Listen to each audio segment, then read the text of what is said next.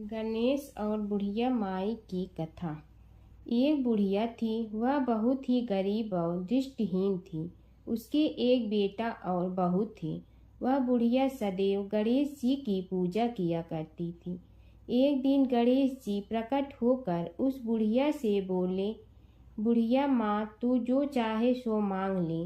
बुढ़िया बोली, मुझे तो मांगना नहीं आता, कैसे और क्या मांगूं? तब गणेश जी बोले, अपने बहू बेटे से पूछ कर मांग ले।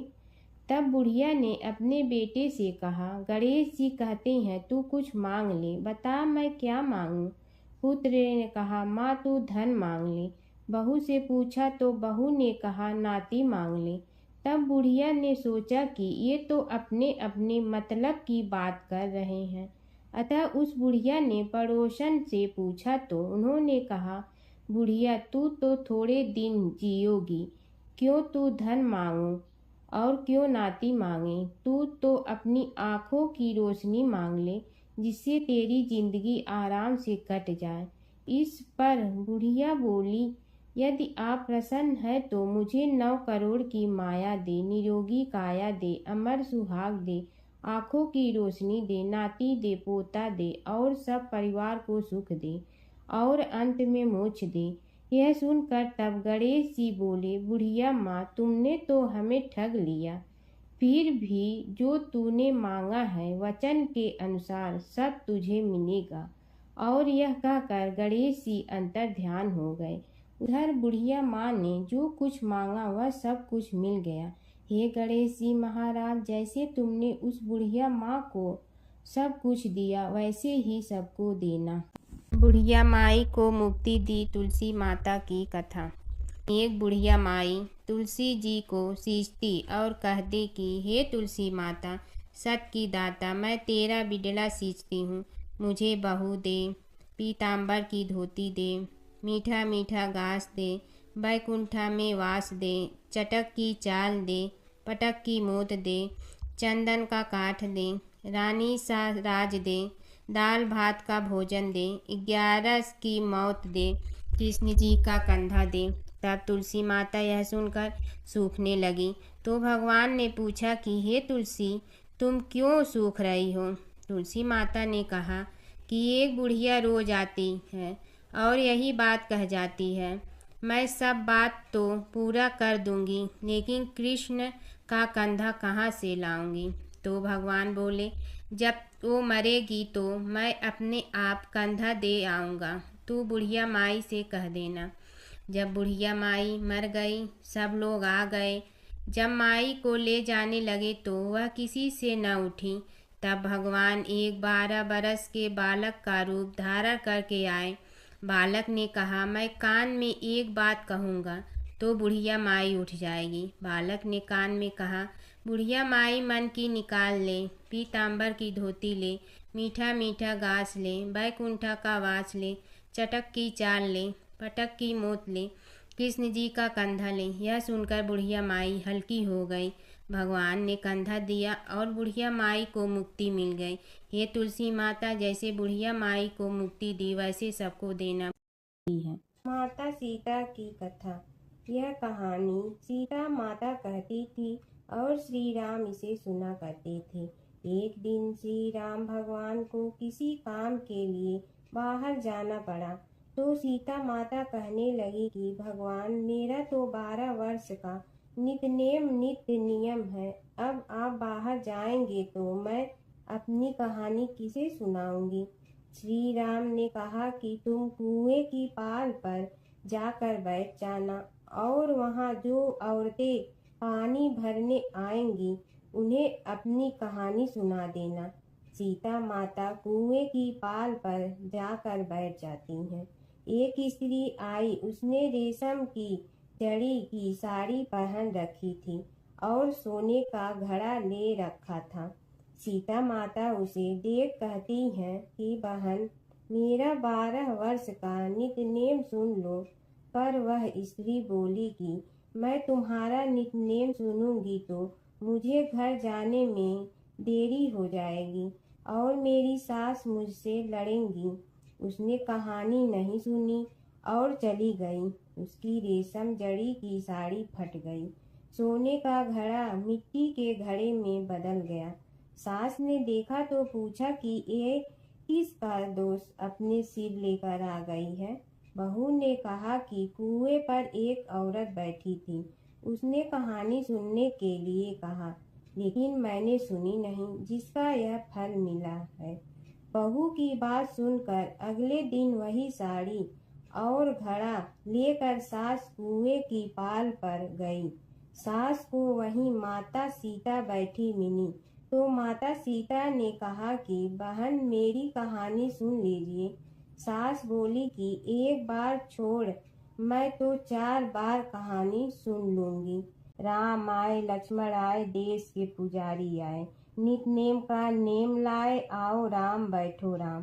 तपी रसोई जियो राम, माखन मिश्री खाओ राम। दूध बतासा पियो राम, सूत के पल का मोठो राम। साल दुसाला पोठो राम, साल दुसाला ओढ़ो राम। जब बोलो जब राम ही राम, राम संवारे सबके काम। खाली घर भंडार भरेंगे, सबका बेड़ा पार करेंगे। श्री राम जय जय राम। सास बोली कि बहन, कहानी तो बहुत अच्छी लगी।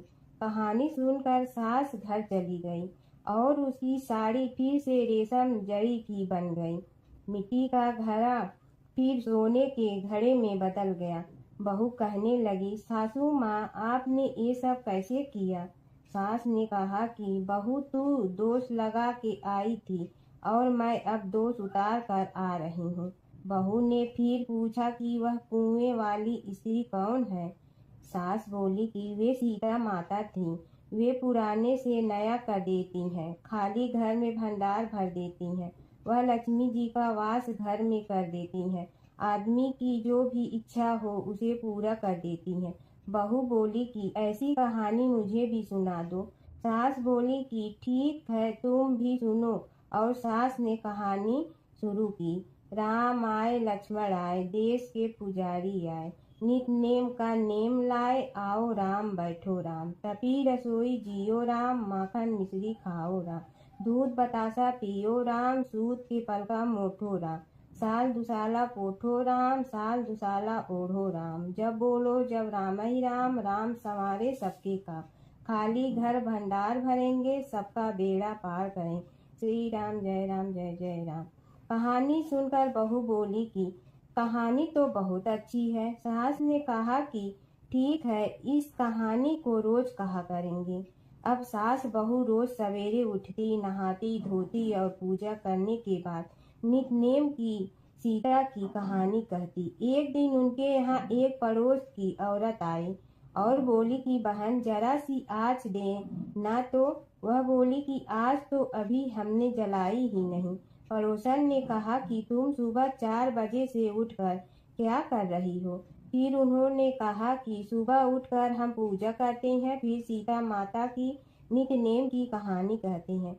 पड़ोसन ने उसकी बात सुनकर फिर कहा कि सीता माता की कहानी कहने से तुम्हें क्या मिलता है? वे बोली कि इनकी कहानी कहने से घर में भंडार भर जाते हैं, सारे काम सिद्ध होते हैं, मन की इच्छा भी पूरी हो जाती है। पड़ोसन कहती है कि बहन, ऐसी कहानी तो मुझे भी सुना दो। फिर वह बोली कि ठीक है, तुम भी यह कहानी सुन लो। राम आए लक्ष्मण आए, देश के पुजारी आए, नित नेम का नेम लाए, आओ राम बैठो राम। सारी कहानी सुनने के बाद पड़ोसन कहने लगी, बहन, कहानी तो मुझे बहुत अच्छी लगी। अब वह पड़ोसन भी नित नेम सीता माता की कहानी कहने लगी। कहानी कहने से सीता माता ने पड़ोसन के भी भंडार भर दिए। अब तो पूरे मोहल्ले में नित नेम की कथा चल पड़ी। हर किसी की मनोकामना पूरी होने लगी। हे सीता माता, जैसे आपने उनके भंडार भरे, वैसे ही आप हमारे भी भंडार भरना, सबकी भरना, कहानी सुनने वाले के भी और कहानी कहने वाले के भी। जमुना की कहानी। प्राचीन समय में एक गांव था जिसमें 2 बहनें रहा करती थी। एक बहन का नाम गंगा था तो दूसरी बहन का नाम जमुना था। एक बार दोनों बहनें एक साहूकार के खेत से गुजर रही थी तो जमुना ने 13 दाने जौ के तोड़ लिए, जिसे देख गंगा बोली कि तुझे तो ग्रहण लग गया, तूने चोरी की है। इस पर जमुना बोली कि अब मेरा ग्रहण कैसे धुलेगा। गंगा ने कहा कि तुझे 12 साल तक साहूकार के यहाँ नौकरी करनी पड़ेगी, तभी तेरा पाप धुलेगा और ग्रहण से मुक्ति मिलेगी। जमुना साहूकार के यहाँ नौकरी के लिए जाती है और अपने लिए काम मांगती है। साहूकार उसे काम पर रख लेता है, लेकिन काम करने से पहले जमुना उसे कहती है कि मैं सारे काम करूंगी, लेकिन 4 काम नहीं करूंगी। जूठे बर्तन नहीं मांजूंगी, झाड़ू नहीं लगाऊंगी, बिस्तर नहीं बिछाऊंगी और दिया नहीं जलाऊंगी। 12 साल के बाद कुंभ का मेला लगा तो साहूकारनी भी कुंभ नहाने जाने लगी। यमुना ने उसे जाते देख कहा कि कुंभ के मेले में मेरी बहन गंगा मिलेगी तो उसे यह सोने का टक्का दे देना, इससे वह अपने हाथों में सुंदर चूड़ियां पहन लेगी। साहूकारनी ने कुंभ के मेले में गंगा को वह सोने का टका दे दिया। गंगा ने उनसे वह टका लेते हुए कहा कि मेरी बहन को कहना कि उसके 12 वर्ष पूरे हो गए हैं, अब वह वहां वापिस आ जा।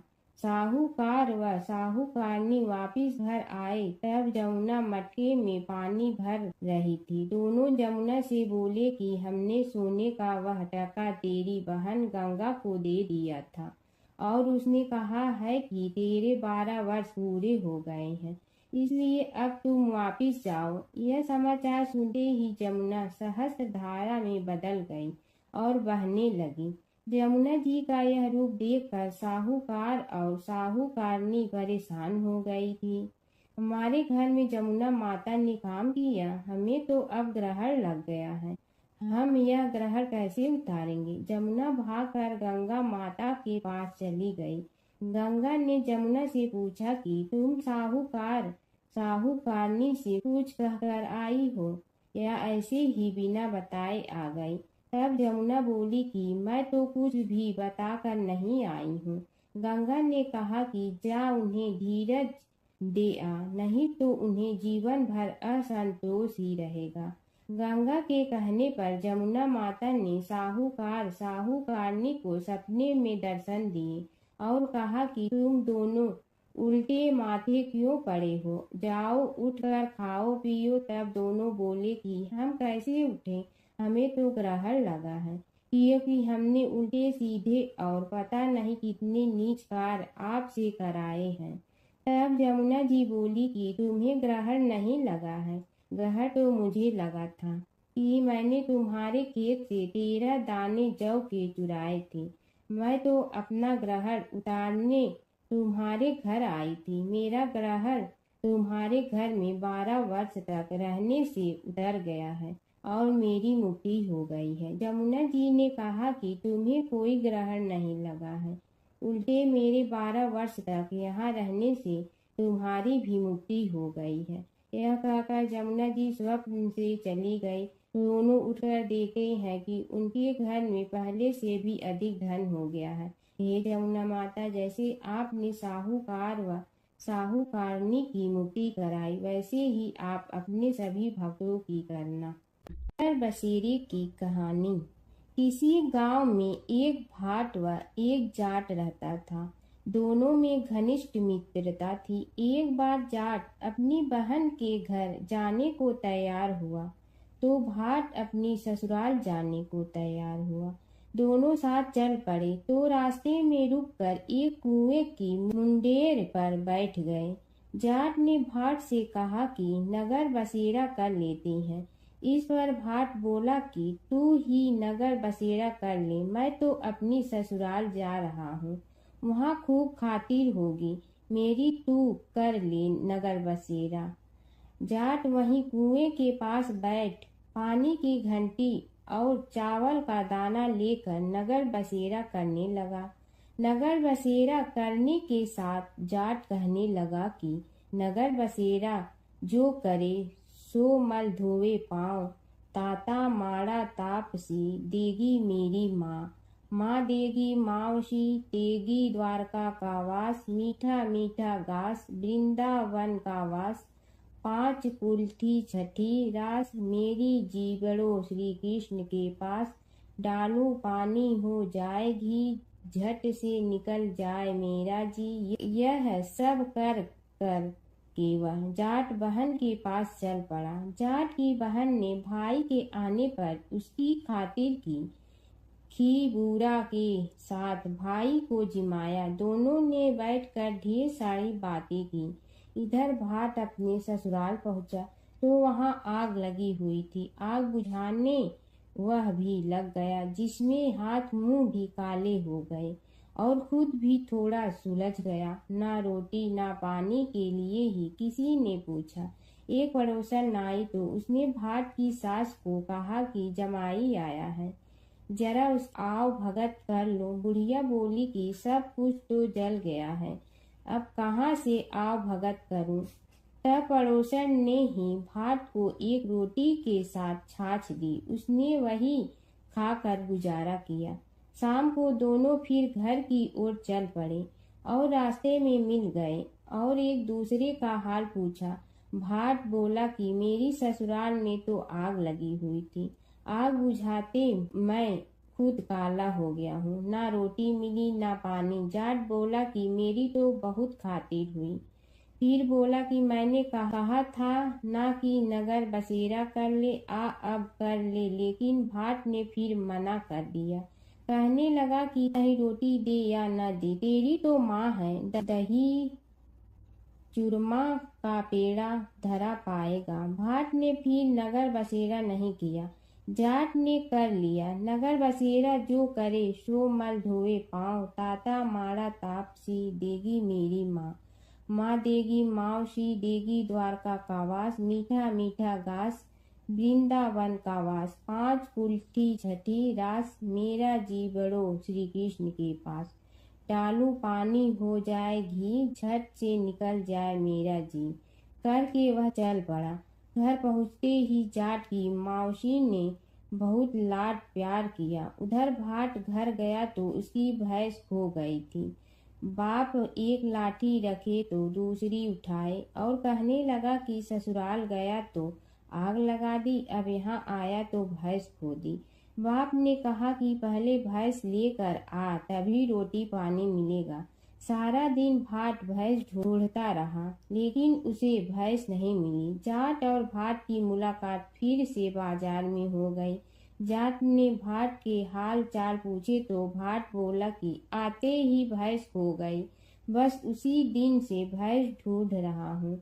रोटियां का तो पूछो ही मत। जाट ने कहा कि मैंने तो पहले ही कहा था कि नगर बसेरा कर ले।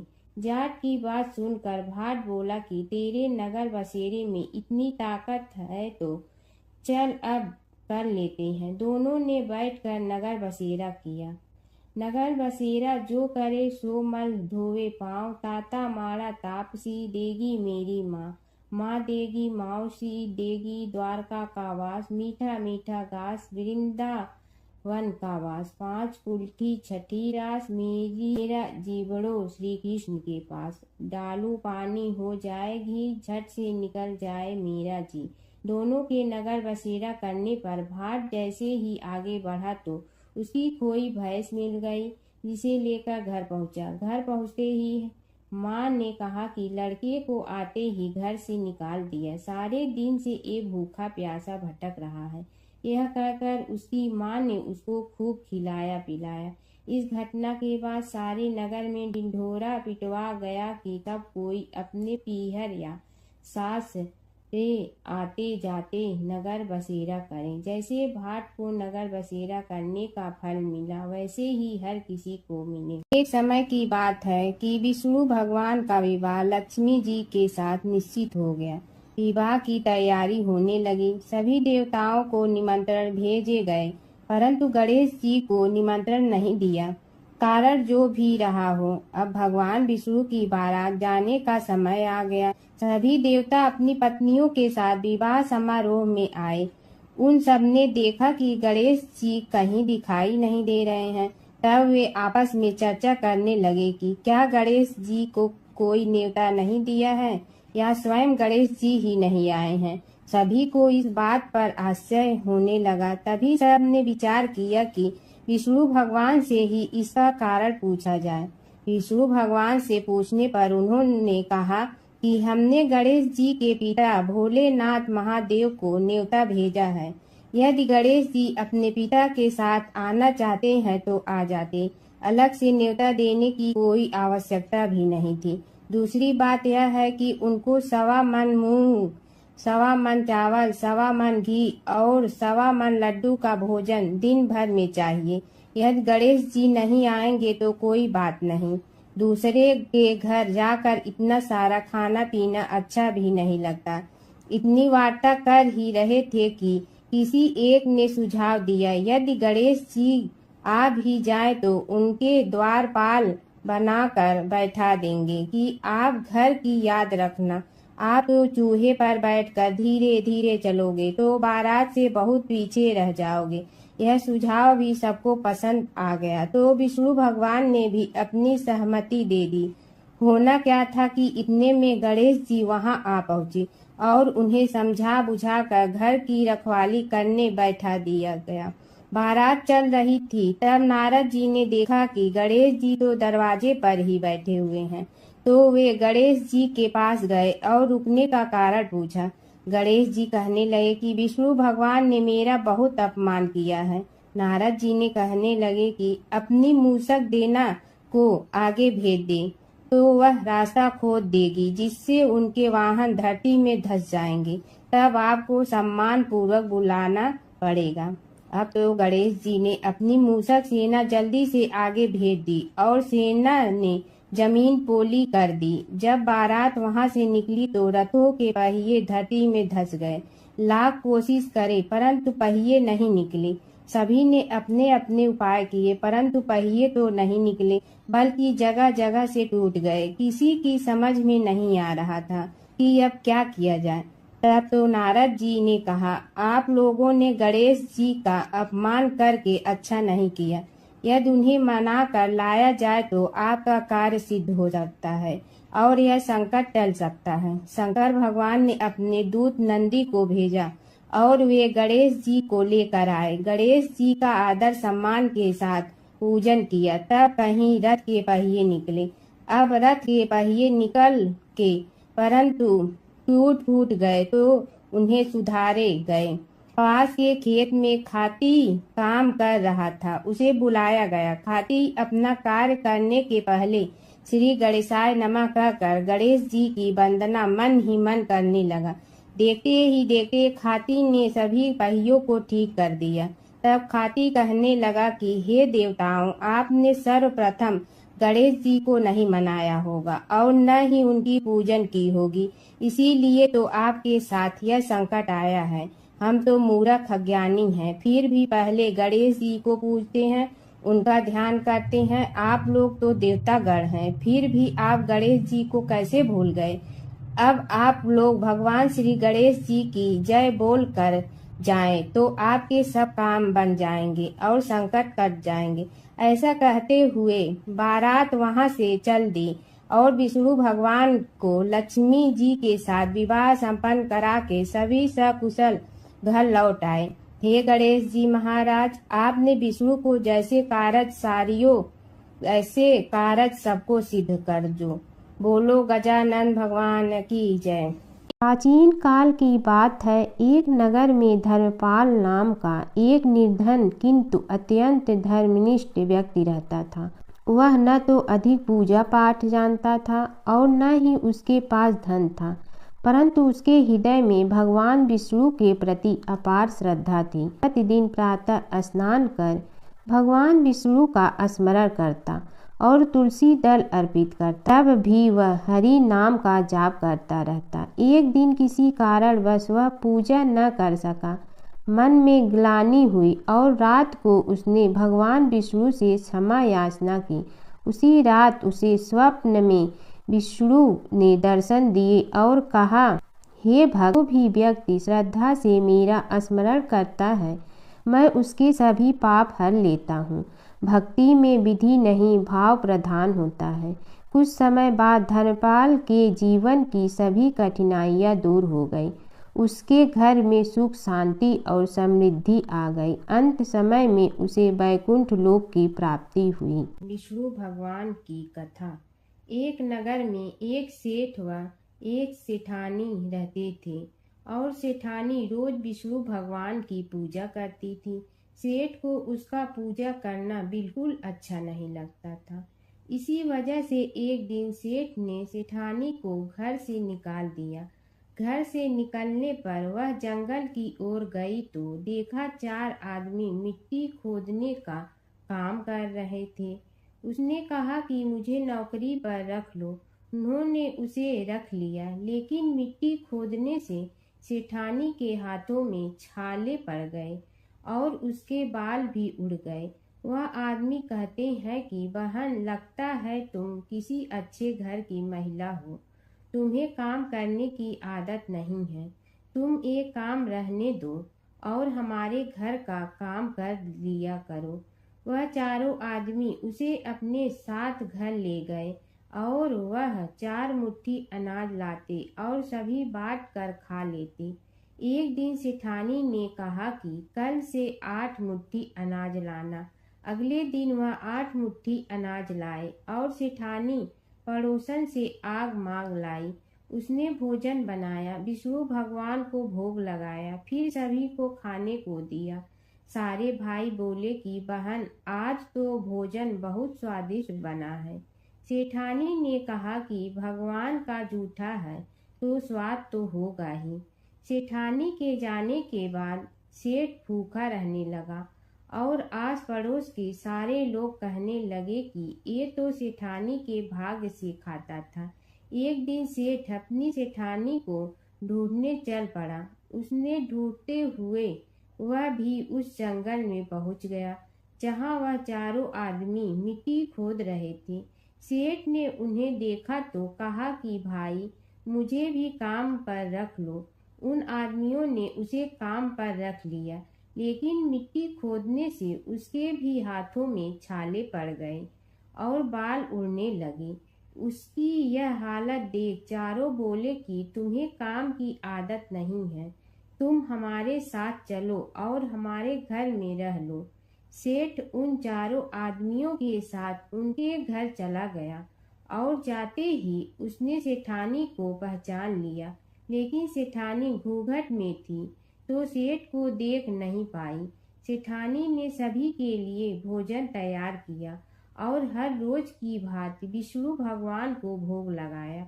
उसने उन चारों भाइयों को भोजन परोस दिया, लेकिन जैसे ही वह सेठ को भोजन देने लगी तो विष्णु भगवान ने उसका हाथ पकड़ लिया।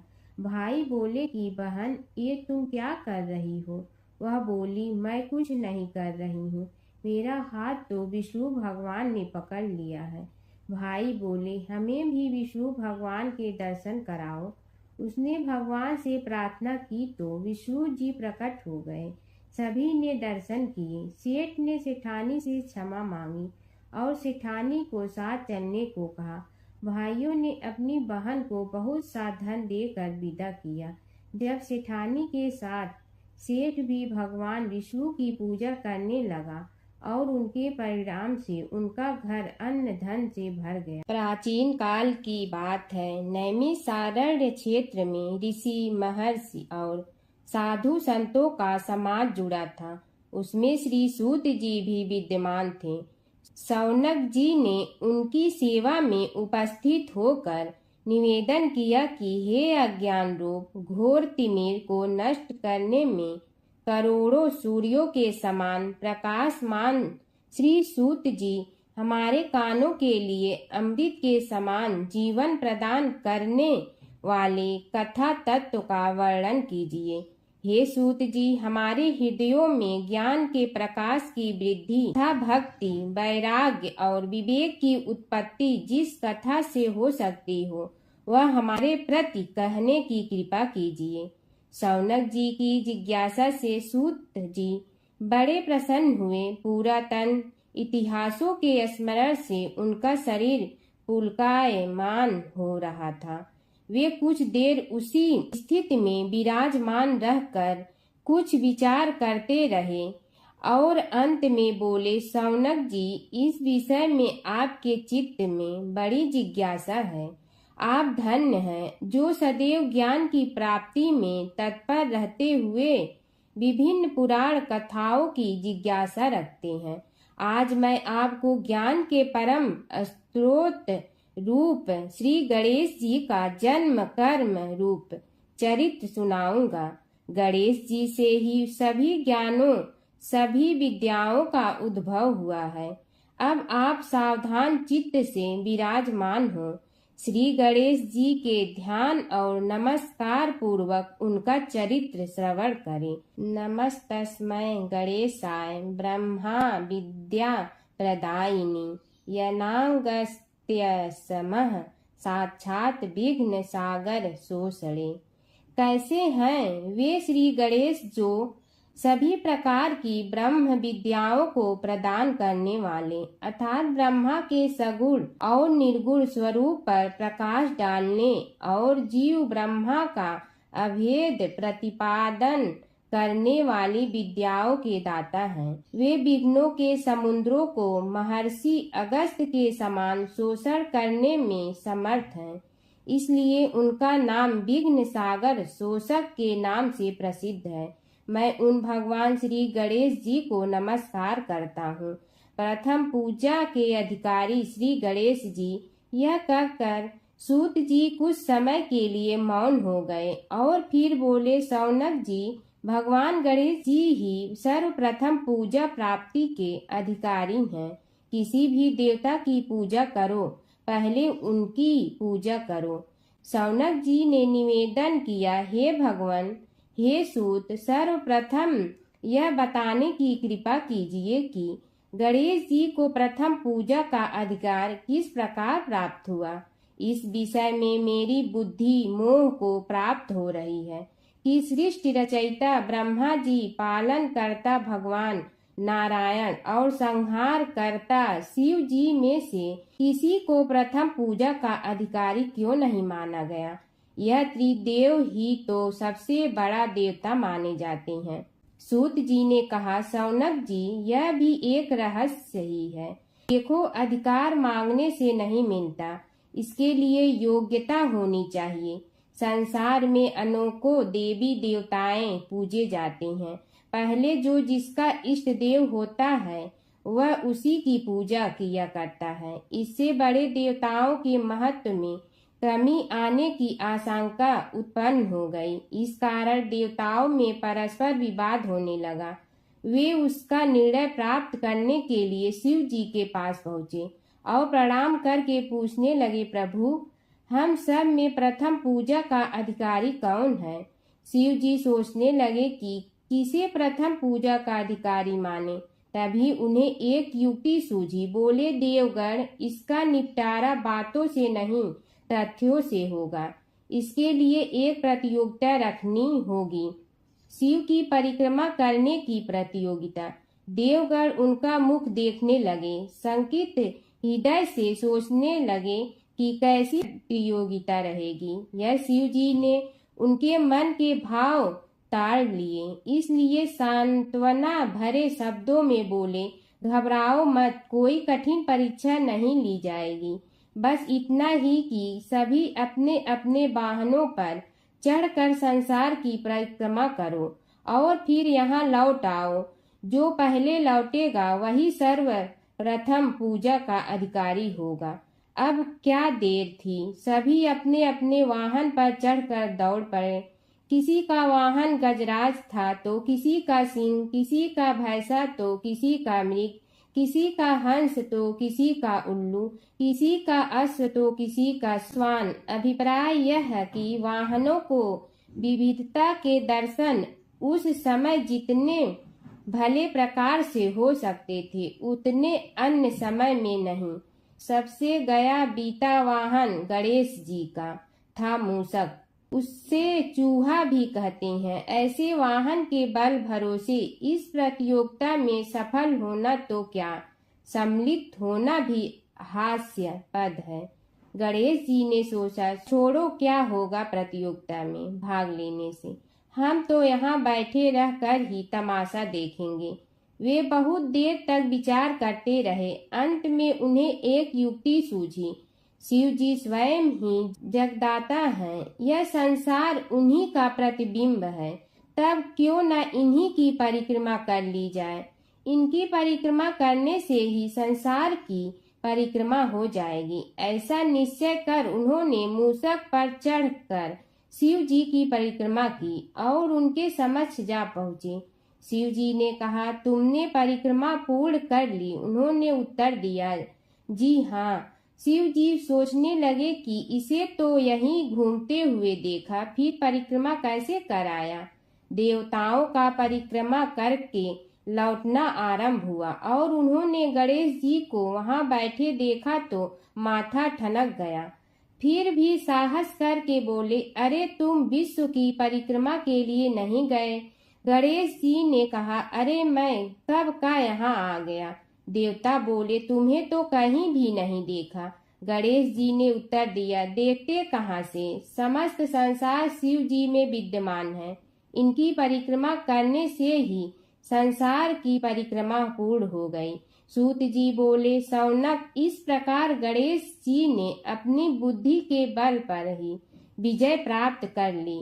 उनका कथन सत्य था, इसलिए कोई विरोध करता भी तो कैसे। बस उसी दिन से गणेश जी की प्रथम पूजा होने लगी। सूत जी बोले, हे शौनक जी, यह एक तथ्य है कि गणेश जी ही उसके पात्र हैं। वे बड़े देवता का भी कार्य सिद्धि में विघ्न उपस्थित होने पर उन विघ्न राज का आश्रय न लिया हो। हे शौनक, वे देव भी बड़े दयालु हैं। नाम तो शिव जी का ही आशुतोष है, किंतु वे सर्वात्मा और सर्वरक्षक प्रभु तो शिव जी की अपेक्षा भी शीघ्र ही प्रकट हो जाते हैं। उनका भक्त कभी किसी संकट में नहीं पड़ता। यदि प्रारब्ध वशात कभी किसी विपत्ति में पड़ भी जाता है तो गणेश्वर की उपासना करने पर उनके अनुग्रह से उनके समस्त दुख दूर होकर परम सुख की प्राप्ति होती है। शौनक ने कहा, हे सूत जी, हे महाभाग, हे प्रभु, मैं गणेश जी के विभिन्न चरित्रों का अध्ययन करना चाहता हूँ, तो मुझे बताइए कि किस ग्रंथ का अवलोकन करूँ। हे दयामय, आपको तो उनके समस्त चरित्र विदित है कि यदि आप ही उन्हें सुनाने की कृपा करें तो मेरा अत्यधिक उपकार होगा। सूत जी बोले, हे शौनक भगवान, गणेश्वर के इतने चरित्र हैं कि उन सब का कथन इस जीवा से संभव नहीं, क्योंकि प्रभु अनंत, प्रभु चरित्र अनंता वाली बात समस्त विद्वान ऋषि मुनि कहते हैं। फिर भी गणेश जी प्रथम पूजा के अधिकारी होने के कारण समस्त देव चरित्रों में जुड़े हुए हैं, इसलिए उनका प्रभाव भी सर्वाधिक व्यापक है। हे मुने, हे शौनक, वे भगवान सर्व समर्थ हैं। वे सभी का तिरस्कार करने में समर्थ हैं, किंतु उनका तिरस्कार कोई भी नहीं कर सकता। यह त्रिलोक्य उन्हीं भगवान के संकेत पर नित्य करता है। इसकी समस्त क्रियाएं उन्हीं की इच्छा पर आश्रित हैं। हे शौनक भगवान गणेश्वर स्वयं कहते हैं, शिवे विष्णु च शक्तौ च सूर्ये मयि निराधिप यो भेद बुद्धि योगः स सम्य योगुः मतो मम। हे नरेश्वर, हे वरेण्य, शिव, विष्णु, शक्ति, सूर्य और मुझ गणेश में जो अभेद बुद्धि योग है, मेरे मत में वही सम्यक योग है। इससे यह भी सिद्ध है कि समस्त देवता उन्हीं के स्वरूप हैं। वे ही भगवान विभिन्न कार्य रूपों के अनुसार अपना भिन्न भिन्न नाम रखते हैं। हे मुनि श्रेष्ठ, उन सब देवताओं के चरित्र भी उन्हीं गणराज के चरित्र हैं। यद्यपि सब चरित्र एक ही ग्रंथ में मिलने में संभव नहीं है, फिर भी गणेश्वर के अनेकों प्रमुख चरित्रों का वर्णन गणेश पुराण में हुआ है। राजा सोमकांत का वृतांत कथन। शौनक जी ने पूछा, हे प्रभु, गणेश पुराण का आरंभ किस प्रकार हुआ, यह मुझे बताने की कृपा करे। इस पर सूत जी ने कहने लगे, हे शौनक, यद्यपि गणेश पुराण है, तो बहुत प्राचीन, क्योंकि भगवान गणेश्वर तो आदि हैं। न जाने कब से गणेश जी अपने उपासकों पर कृपा करते चले आ रहे हैं। उनके अनंत चरित्र हैं, जिनका संग्रह एक महापुराण का रूप ले सकता है। उसे एक बार भगवान नारायण ने नारद जी को और भगवान ने शंकर और जगन जननी पार्वती जी को सुनाया था। बाद में वही पुराण संक्षेप रूप में ब्रह्मा जी ने महर्षि वेद व्यास को सुनाया और फिर व्यास जी ने महर्षि भृगु को सुनाया। भृगु ने कृपा करके सौराष्ट्र के एक राजा सोमकांत को सुनाया था। तब से वह पुराण अनेक कथाओं में विस्तृत होता रहा और अनेक कथाओं से रहित होता हुआ अनेक रूप में प्रचलित है। शौनक जी ने पूछा, भगवान आप यह बताने का कष्ट करें कि राजा सोमकांत कौन था। उसने महर्षि से गणेश पुराण का श्रवण कहाँ किया था, उस पुराण के श्रवण से उसे क्या क्या उपलब्धियां हुई। हे नाथ, मुझे श्री गणेश्वर की कथा के प्रति उत्कंठा बढ़ती ही जा रही है। सूत जी बोले, हे शौनक, सौराष्ट्र के देवनगर नाम की एक प्रसिद्ध राजधानी थी। वहाँ का राजा सोमकांत था। वह अपनी प्रजा का पुत्र के समान पालन करता था। वह वेद ज्ञान संपन्न, शस्त्र विद्या में पारंगत एवं प्रबल प्रतापी राजा, समस्त राजाओं में मान्य तथा अत्यंत वैभवशाली था। उसका ऐश्वर्य कुबेर के भी ऐश्वर्य को लज्जित करता था। उसने अपने पराक्रम से अनेकों देश जीत लिए थे। उसकी पत्नी अत्यंत रूपवती, गुणवती, धर्माज्ञा एवं पतिव्रत धर्म का पालन करने वाली थी। वह सदैव अपने प्राणनाथ की सेवा में लगी रहती थी। उसका नाम सुधर्मा था। जैसे वह प्रतिव्रता थी, वैसे ही राजा भी एक पत्नी व्रता का पालन करने लगा। उसके हेमकांत नामक एक सुंदर पुत्र था। वह भी सभी विद्याओं का ज्ञाता और अस्त्र शस्त्रादि के अभ्यास में निपुण हो गया था। यह सभी श्रेष्ठ लक्षणों से संपन्न, सद्गुणी एवं प्रजा जनों के हितों का अत्यंत पोषक था। इस प्रकार राजा सोमकांत स्त्री पुत्र, पशु वाहन, राज्य एवं प्रतिष्ठा आदि से सब प्रकार सुखी था। उससे दुख तो था ही नहीं। सभी राजागण उसका हार्दिक सम्मान करते थे तथा उसकी श्रेष्ठ कीर्ति भी संसार व्यापी थी। परंतु युवा अवस्था के अंत में सोमकांत को घृणित कोष्ठ रोग हो गया। उसके अनेक उपचार किए गए, किंतु कोई लाभ नहीं हुआ। रोग शीघ्रता से बढ़ने लगा और उसके कीड़े पड़ गए। जब रोग की अधिक वृद्धि होने लगी और उसका कोई उपाय न हो सका, तो राजा ने मंत्रियों को बुलाकर कहा, सुव्रतो, जाने किस कारण यह रोग मुझे पीड़ित कर रहा है। अवश्य ही यह किसी पूर्व जन्म के पाप का फल होगा। इसलिए मैं अब अपना समस्त राजपाट छोड़कर वन में रहूंगा। मेरे पुत्र हेमकांत को मेरे समान मानकर राज्य शासन का धर्म पूर्वक संचालन कराते रहें। यह कहकर राजा ने शुभ दिन दिखवाकर अपने पुत्र हेमकांत को राज्य पद पर अभिषेक किया और अपनी पत्नी सुधर्मा के साथ निर्जन वन की ओर चल दिया। प्रजापालक राजा के वियोग में समस्त प्रजा जन अश्रु बहाते हुए उनके साथ चले गए। राज्य की सीमा पर पहुंचकर राजा ने अपने पुत्र अमात्यगण और प्रजा जनों को समझाया, आप सब लोग धर्म के जानने वाले, श्रेष्ठ आचरण में तत्पर एवं सहृदय हैं। यह संसार तो वैसे भी परिवर्तनशील है। जो आज है वह कल नहीं था और आने वाले कल में भी नहीं रहेगा। इसलिए मेरे जाने से दुख का कोई कारण नहीं है। मेरे स्थान पर मेरा पुत्र सभी कार्यों को करेगा। इसलिए आप सब उसके अनुशासन में रहते हुए उसे सदैव सम्मान करते रहें।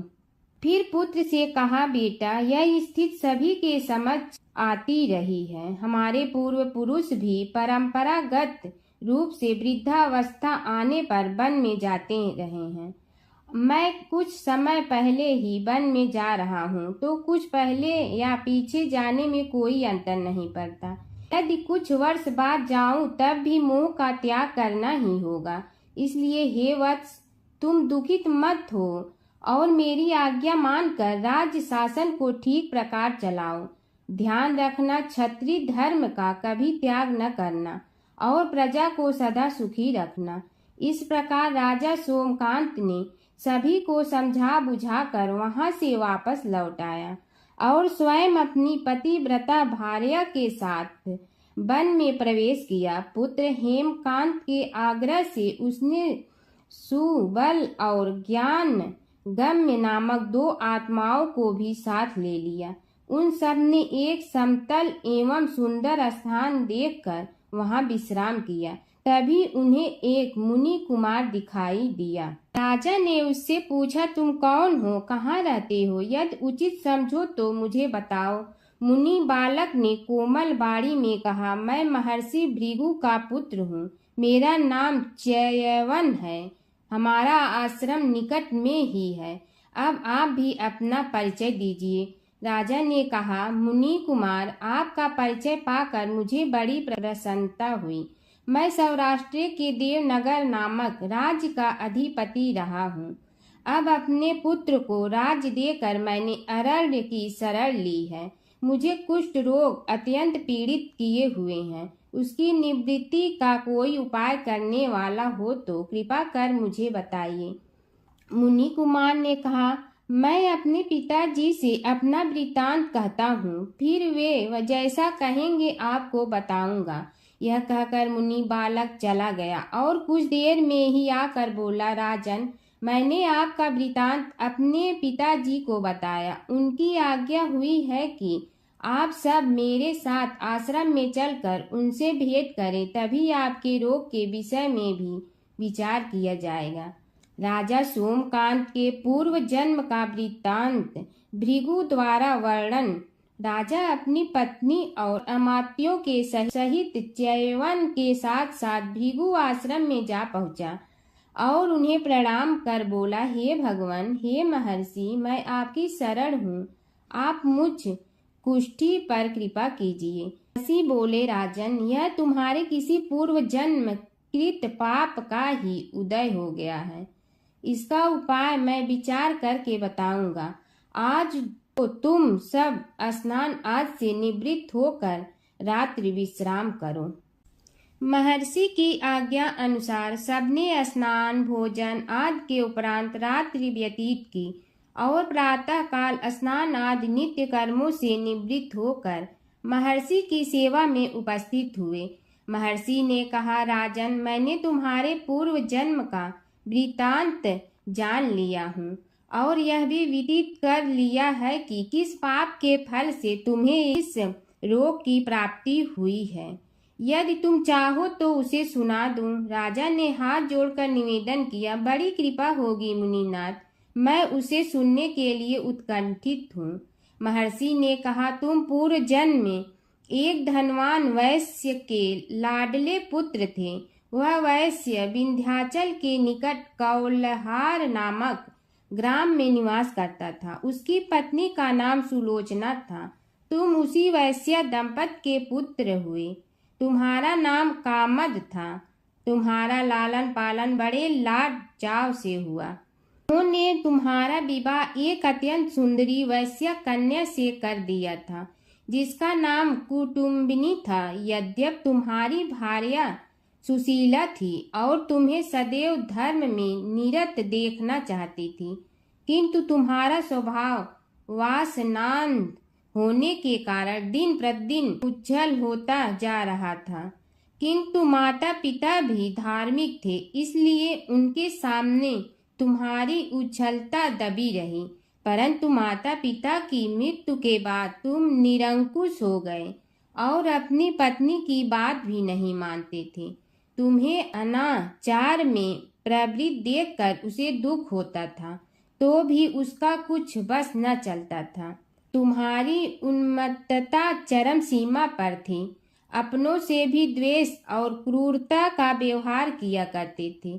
हत्या आदि कराते थे। तुम्हारे लिए सामान्य बात हो गई। पीड़ित व्यक्तियों ने तुम्हारे विरुद्ध राजा से पुकार की, अभियोग चला और तुम्हें राज्य की सीमा से भी बाहर चले जाने का आदेश हुआ। तब तुम घर छोड़कर किसी निर्जन वन में रहने लगे। उस समय तुम्हारा कार्य लोगों को लूटना और हत्या करना ही रह गया। एक दिन माध्याह्न काल था। गुणवर्धक नामक एक विद्वान ब्राह्मण उधर से निकला। बेचारा अपनी पत्नी को लिवाने के लिए ससुराल जा रहा था। तुमने उस ब्राह्मण युवक को पकड़कर लूट लिया।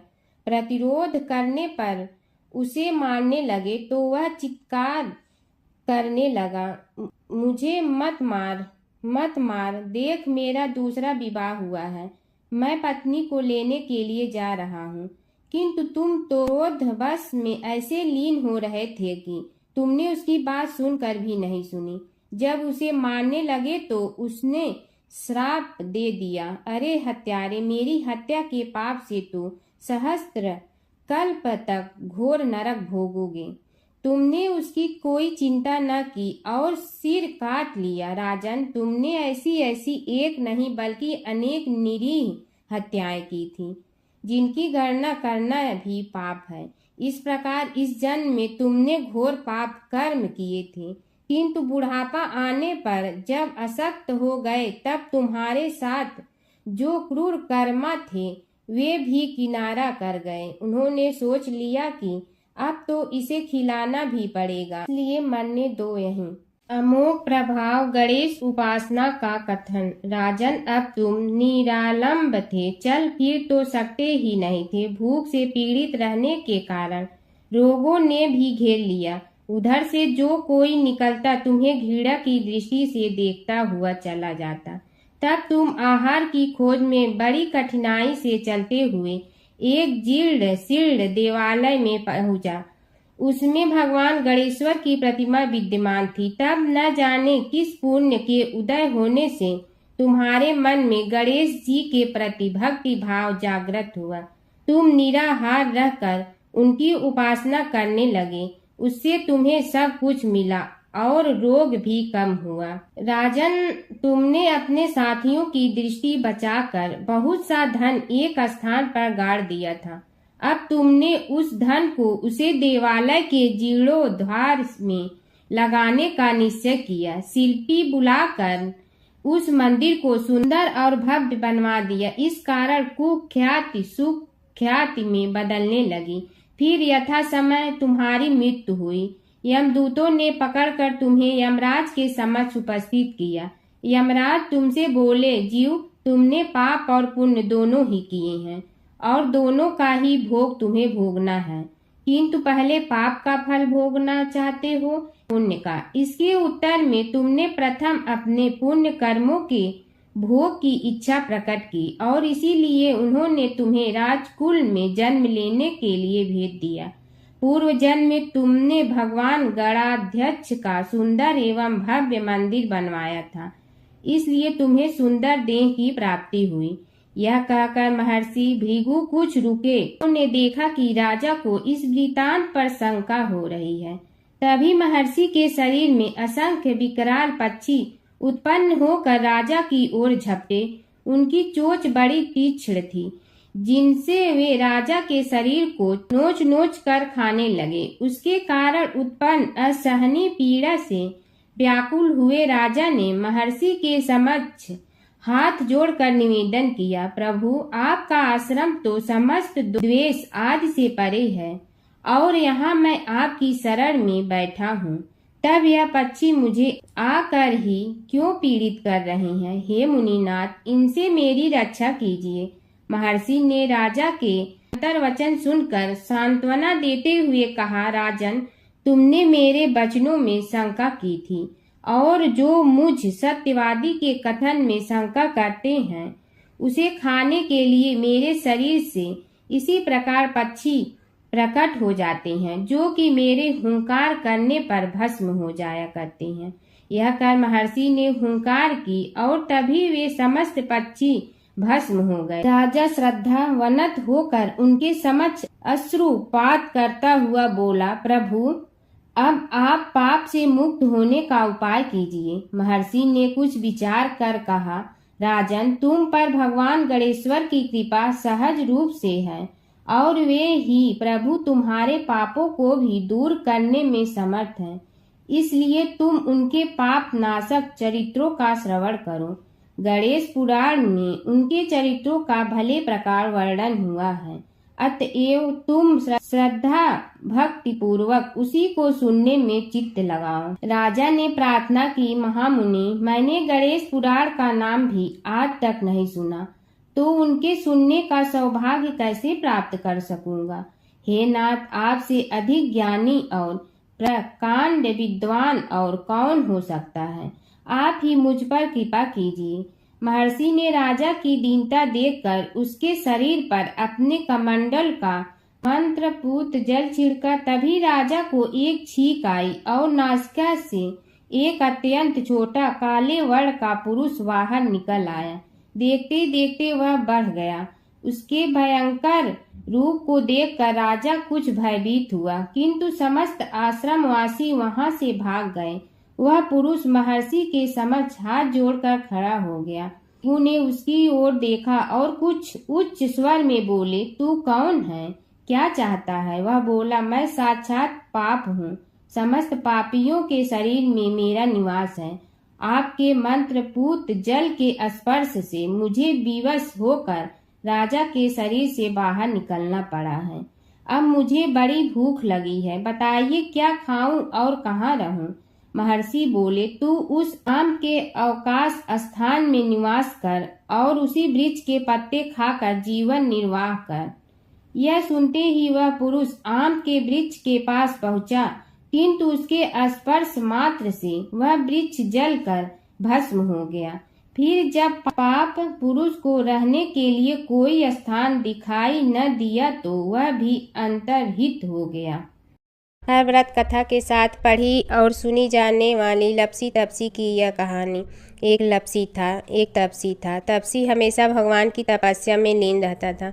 लपसी रोजाना सवा सेर की लपसी बनाकर भगवान का भोग लगाकर जीम लेता था। एक दिन दोनों लड़ने लगे। तपसी बोला, मैं रोज भगवान की तपस्या करता हूँ, इसलिए मैं बड़ा हूँ।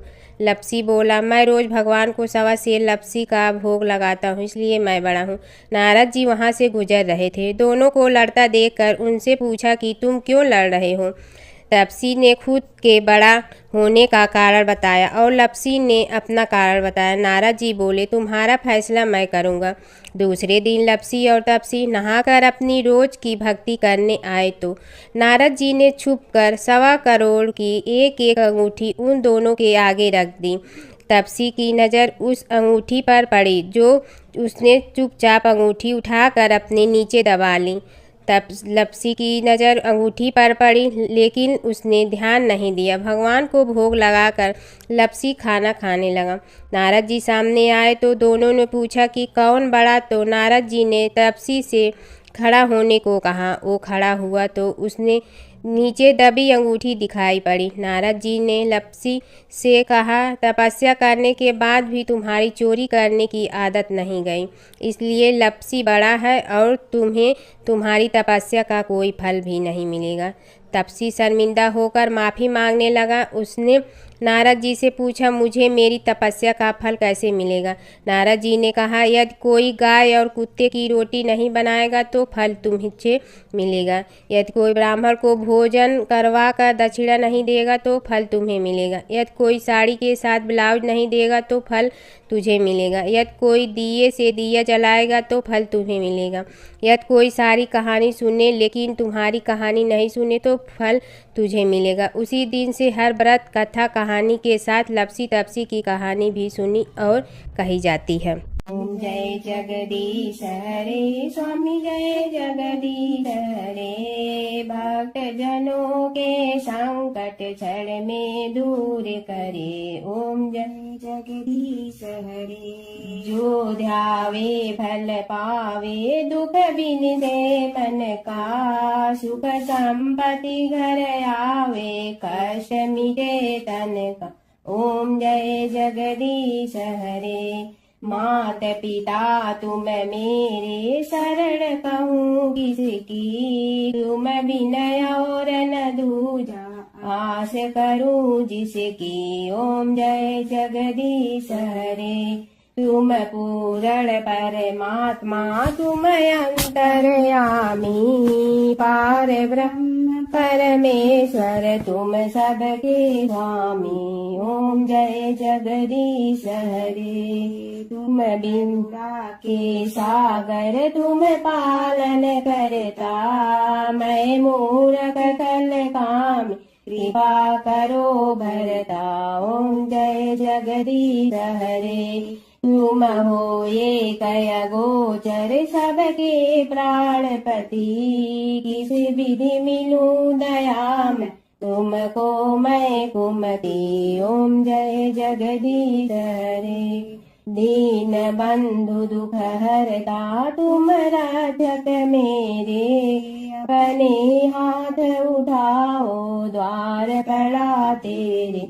ओम जय जगदीश हरे। विषय विकार मिटा पाप हरो देवा, श्रद्धा भक्ति बढ़ाओ संतन की सेवा। ओम जय जगदीश हरे। तन मन धन सब तेरा, स्वामी सब कुछ है तेरा, तेरा तुझको अर्पण क्या लागे मेरा। ओम जय जगदीश हरे। जय जगदीश हरे। स्वामी जय जगदीश हरे। भक्त जनों के संकट क्षण में दूर करे। ओम जय जगदीश हरे। स्वामी जय जगदीश हरे।